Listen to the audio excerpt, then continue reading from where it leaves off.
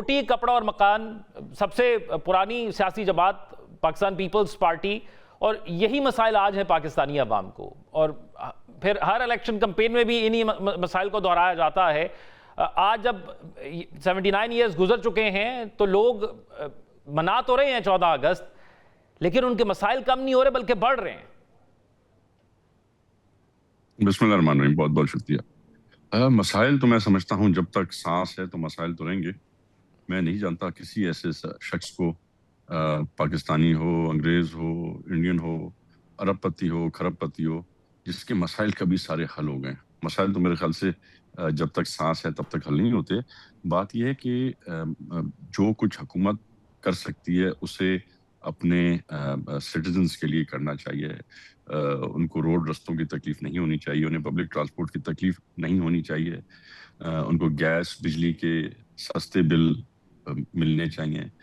تو بہت سی ایسی چیزیں، آپ نے بات کی روٹی کپڑا اور مکان کی، تو یہ تو ہمارا پاکستان پیپلز پارٹی کا نعرہ تھا، جو نعرہ شہید ذوالفقار علی بھٹو صاحب نے لگوایا تھا، اور اس نعرے پہ ہمیں ووٹ ملے، اور اس نعرے پہ ہم آج بھی قائم دائم ہیں۔ میں سمجھتا ہوں پوری دنیا میں واحد ملک کا واحد صوبہ سندھ ہے جس نے مفت 21 لاکھ گھر بنا کے دے رہے ہیں غریب جو ہے عورتوں کے نام پہ، ویڈوز کے نام پہ، ہماری بہنوں کے نام پہ۔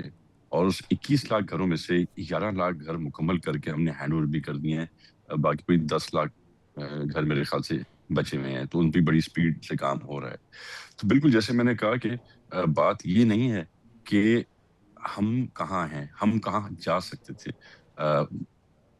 عمران مصطفیٰ صاحب نے کہا کہ شاید انگریزوں کا دور بہتر تھا۔ میں اپنے بڑے بھائی سے اس بات پہ ایگری بالکل نہیں کروں گا، کیونکہ آج جب ہم دیکھتے ہیں انڈیا میں مسلمانوں کے ساتھ کیا ہو رہا ہے، کیا زیادتیاں ہو رہی ہیں، تو سوچ کے نہیں، انہوں نے کہا کہ کچھ لوگ کہتے ہیں، انہوں نے اپنے تئیں نہیں کہا، لیکن ایک اور چیز ہے کہ آپ کی جماعت 1973 کا آئین لے کر آئی، 18ویں ترمیم کروائی، 26ویں کروائی، 27ویں کروائی، لیکن ایک گیپ موجود ہے جس کو اشرافیہ کہتے ہیں۔ ایک ایسا گیپ بھی موجود ہے، ایک ایسا طبقہ ہے جس کو ٹیکس دینا چاہیے وہ نہیں دیتا، عام عوام ٹیکس دیتے ہیں، سیلری کلاس ٹیکس دیتا ہے۔ ایک ایسا طبقہ بھی ہے جو کامران مرزا صاحب سے میں نے جیسے ذکر کیا، آپ سے بھی ذکر کرتا ہوں کہ تمام سیاسی جماعتوں کا یہ مسئلہ ہے کہ سیاسی جماعتوں کے وہ لیڈران جو کہ امپیکٹ کریٹ کرتے ہیں، بڑے لیڈران ہوتے ہیں، وہ علاج باہر کے ملک جا کے کراتے ہیں، پاکستان میں عام غریب عوام علاج کراتے ہیں، ان کے بچے باہر جا کر پڑھتے ہیں، پاکستانی عوام یہاں پر رول رہے ہوتے ہیں، یا وہ مسائل جو عام عوام کے ہیں وہ سیاسی جماعتوں کے لیڈران کے مسائل نہیں ہیں۔ تو یہ گیپ تو موجود ہے، اور اس گیپ کو کلیئر کرنے کے لیے بھی کبھی کوئی ترمیم نہیں لائی گئی۔ لیکن یہ تو ایک سوچ کی بات ہے، حقیقت کی بات ہے، سوچ سے زیادہ میرے خیال سے۔ بہت سے ایسے لوگ ہیں جو میں جانتا ہوں جن کو اگر بخار بھی ہوتا ہے تو وہ بہانہ ڈھونڈ لیتے ہیں ملک سے باہر جانے کا، اور بہت سے ایسے لوگ ہیں جن کو بڑے میجر ایشوز ہوتے ہیں اور ان کے پاس مال و دولت بھی اللہ کی دی ہوئی ہے، سیاستدان بھی ہیں، وہ اپنا علاج یہیں سے کراتے ہیں۔ میں اپنا اگزامپل آپ کو دے سکتا ہوں، میرے سارے علاج پاکستان سے ہوتے ہیں، سندھ سے ہوتے ہیں، کراچی سے ہوتے ہیں۔ کتنوں کے میں نام لوں، شرجیل میمن صاحب کو ہارٹ اٹیک ہوا، اس نے پورا اپنا علاج NICVD سے کرایا، مجھے پرابلمز ہوئی، میں NICVD گیا، میرے رشتہ دار سب NICVD جاتے ہیں۔ پر کسی کے ذہن میں ایک فطور ہے باہر جانے کا، تو اس کا تو ہم کچھ نہیں کر سکتے ہیں۔ تو بہانہ ختم کر دینا تیمور طاہر پور صاحب، اعلان کریں کہ آپ کے بچے یا تمام سیاسی رہنماؤں کے بچے سرکاری اسکول میں پڑھیں گے، پھر دیکھتے ہیں کہ سرکاری اسکول کیسے نہیں ٹھیک ہوتے، یہاں سے علاج کرانا شروع کرتے ہیں، پھر دیکھتے ہیں کہ یہ سرکاری ہسپتال کیوں نہیں ٹھیک ہوتے۔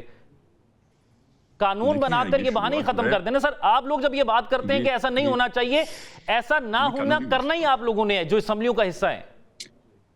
نہیں، یہ قانون نہیں بن سکتا، یہ قانون غیر اسلامی میں سمجھتا ہوں ہوگا۔